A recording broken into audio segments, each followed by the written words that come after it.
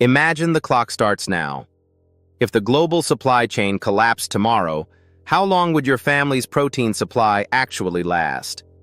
For the average household, the answer is terrifying. Maybe 3 days, perhaps a week at most. We live in a world where the multi-billion-dollar meat industry relies on a system that is as fragile as it is deeply flawed. It is a system built on the assumption that protein is a scarce resource, something that must be mined from the earth via massive monocultures of soy and corn, then processed through millions of heads of livestock. But what if that scarcity is an illusion? What if there is a glitch in the matrix, a biological loophole that allows you to produce up to 10 times more protein per acre than beef without a single bag of chemical fertilizer or an inch of soil? There is a plant so brutally efficient, so capable of spreading across the planet, that it has been declared a noxious weed and made strictly illegal to transport in over a dozen U.S. states. They call it a threat. They call it invasive. But for thousands of years, it was the ultimate survival food. This is not just a plant. It is a direct threat to a $500 billion industry. Today, we are unlocking the infinite protein glitch that they do not want in your backyard. To understand why this plant is feared today, we have to travel back 50 million years, long before the first plow ever touched soil. This was a time when the Earth faced a runaway warming crisis that threatened to spiral out of control. Deep beneath the Arctic seabed, modern scientists have pulled up sediment cores that revealed a shocking secret. Dark organic layers, up to 10 centimeters thick, laid down by endless mats of a single organism. That organism was Azolla, a tiny floating fern. 50 million years ago, Azolla exploded across the surface of the oceans, blanketing the water so completely that sunlight could barely penetrate the depths. But Azolla wasn't working alone. Tucked inside every frond was, and still is, a microscopic partner, Anabaena. This cyanobacterium is a living nitrogen factory. While every other plant on Earth struggles to find nitrogen in the soil, Anabaena pulls it straight from the thin air, fixing it into a form the plant can use to build protein. Nitrogen fixation is the holy grail of agriculture. Most plants require synthetic nitrogen created through the Haber-Bosch process, which consumes massive amounts of natural gas and contributes significantly to global carbon emissions. Azolla's ability to bypass this industrial requirement is what makes it biologically revolutionary. This is the hidden engine of the glitch, a nitrogen factory running day and night with zero human intervention and zero chemical fertilizer. In the ancient world, this Azolla event was so massive that as the mats died and sank, they locked away such vast stores of carbon and nitrogen that they literally tipped the scales of the global climate, cooling the entire planet. In a world obsessed with high-tech carbon capture and miracle lab-grown meats, the most powerful carbon sink in history was a weed that needed nothing but water and sunlight to thrive. Why does this terrify the modern feed industry? Because the numbers don't lie. Azolla has the ability to double in mass every 48 hours without soil or chemicals. This isn't just a slight improvement over traditional crops.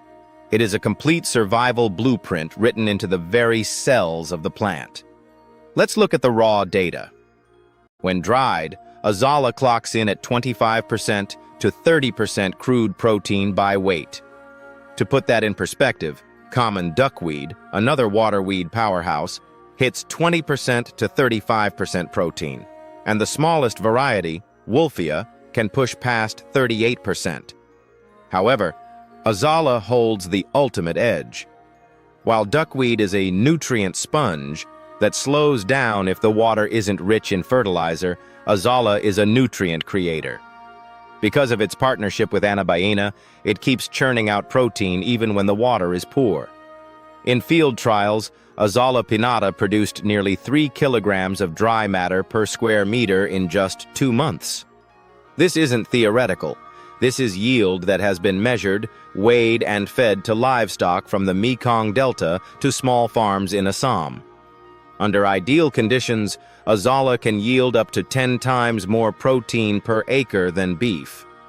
Beef production requires approximately 20 to 50 times more land and significantly more water per gram of protein compared to plant-based sources.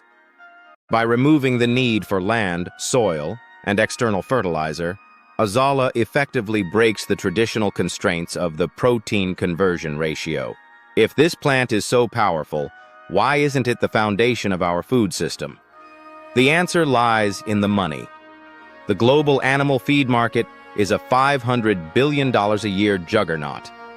This industry is built on a very specific business model, funneling corn, soy, and wheat into livestock, which then ends up on your dinner table. Every link in this chain is a profit point for agribusiness. Their model is built on the fundamental assumption that protein is scarce and must be purchased from them. But Azolla breaks the model. Unlike patented GMO seeds or lab-grown alternatives, Azolla cannot be owned. The law treats it as common property. No company can claim exclusive rights, and no royalties can be extracted from a plant that anyone can grow in a backyard tub or a roadside ditch. For the corporations that dominate the feed market, a plant that doubles in mass every 48 hours and requires zero inputs is not a miracle. It's a direct threat to their business model. If protein can be produced cheaply, locally, and outside of their control, the foundation of a $500 billion industry begins to crack. When they can't own the plant, they move to the only defense they have left: legal warfare. The strategy is simple. Reclassify Azolla as a noxious weed, restrict its movement, and keep the secret buried. Under the Federal Noxious Weed Act, the USDA's APH's division has classified Azolla pinnata as a federal noxious weed. This isn't just a label, it carries teeth. Transporting it across state lines without a permit can trigger fines of up to $250,000 per violation. The crackdown doesn't stop at the federal level. Individual states have added their own layers of restrictions: Alabama, North Carolina, and Vermont. Classify it as a Class A noxious weed, banning all sale and transport and mandating its eradication.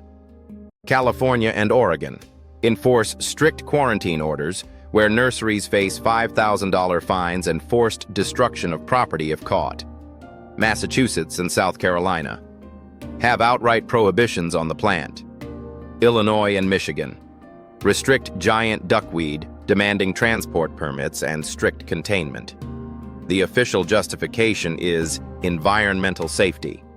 Azolla's rapid growth can blanket ponds, starving native plants of oxygen and threatening local ecosystems. Federal risk assessments warn that careless releases could choke waterways and degrade water quality. While the invasive potential is a legitimate ecological concern, critics often point out the regulatory capture phenomenon. This is where regulatory agencies, often staffed by former industry executives, create barriers to entry that protect established monopolies under the guise of public safety. The message from the government is unmistakable: no open releases, no casual trading, and no backyard experiments that risk escape. They have created a narrow, difficult path that requires research permits or state oversight for those willing to keep their operations sealed and controlled. Chapter 5. Ancient Wisdom versus Modern Monopoly. This glitch isn't a new invention. It's a rediscovery of ancient survival wisdom. For over 1,000 years, farmers in China and Vietnam have used Azolla to feed their nations. They let it float on the water between rows of rice. It is a self-sustaining ecosystem. Nitrogen fixation. The fern multiplies so fast it covers the surface in days, fixing nitrogen from the air. Fertilizer. It feeds the rice without the need for synthetic chemicals. Feed. It provides high-protein food for the ducks swimming between the stalks. This is not a lost tradition. It is a system that still feeds millions of people today. It is living proof that nature can outperform the chemical industry at its own game. For centuries, the world's poorest farmers have used this plant to survive. The only thing that has changed is that now, in a world of high-tech scarcity, you can use it too. If you are ready to stop being a customer and start being a producer, the barrier to entry is lower than you think. You do not need a farm, a greenhouse, or even a backyard. The setup. A plain 4x2-foot plastic tub from a hardware store, costing under $30, is your new protein engine. You don't need pumps, filters, or fancy plumbing. All it requires is sunlight, water, and a starter handful of Azolla or Duckweed. If you can fill a bathtub, you can run this system. Inoculation. For Azolla, it takes only a single handful per square foot to begin. Within days, the water surface will be hidden under a living mat of green. Duckweed works the same way. Scatter a scoop across the top and watch it multiply. The entire setup costs less than a single trip to the grocery store. The harvest routine. Once your tub is running, the management is brutally simple. You must harvest 1/3 of the mat every 2 or 3 days. This is the golden rule of the glitch. Do not strip the surface bare. You must leave at least 70% of the plant behind to regrow, or your system will stall.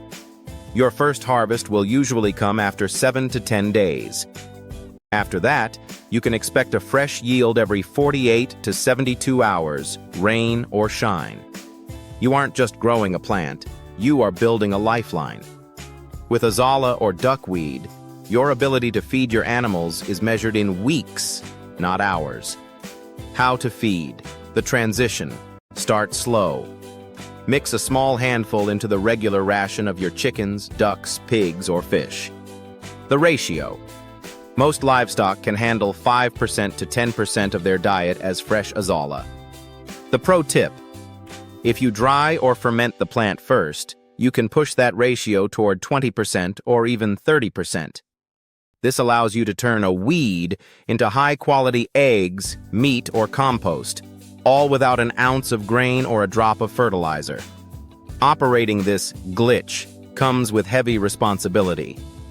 Because of the legal barriers and ecological risks, cleanliness and containment are non-negotiable. Seal the system. Keep your setup contained and sealed from wild waterways. Disinfect. Always disinfect your tools between tubs. No dumping. Never dump old water into a pond or a ditch. This isn't just about following rules. It is about keeping your protein supply safe, legal, and out of the hands of regulators who are looking for an excuse to shut you down. By keeping your harvest tight and your buckets clean, you maintain your independence from the fragile system outside. We now reach the central conflict of the Azolla story. On one side, we have the regulatory agencies and environmental groups who view Azolla as a biological wildfire. They point to its ability to double in size every 2 days as evidence of a disaster waiting to happen. If a single handful escapes into a local lake, it could potentially devastate the ecosystem. On the other side, we have the argument for food sovereignty. When the global supply chain is so fragile that a family is only 3 days away from a protein crisis, is it ethical to ban a plant that can produce 10 times more protein than beef? Is the noxious weed designation a legitimate environmental protection? Or is it a tool used by a $500 billion industry to ensure that you remain a customer? The infinite protein glitch represents a fundamental shift in power. It moves the production of life's most essential building block, protein, from the hands of a few corporations into the hands of anyone with a $30 plastic tub. The global food system is built on the assumption that you are a consumer, a line item in a $500 billion budget. Every bag of feed you buy keeps that monopoly alive. But in your backyard, $1 can double in 48 hours. It can fix its own nitrogen, pull carbon from the air, and produce more protein than beef with no soil and no chemicals. The system outside is fragile, but your harvest doesn't have to be. The infinite protein glitch has been waiting for 50 million years to be rediscovered. The numbers are real, the results are repeatable, and the engine is ready to run. The system is fragile, but your harvest is in your hands.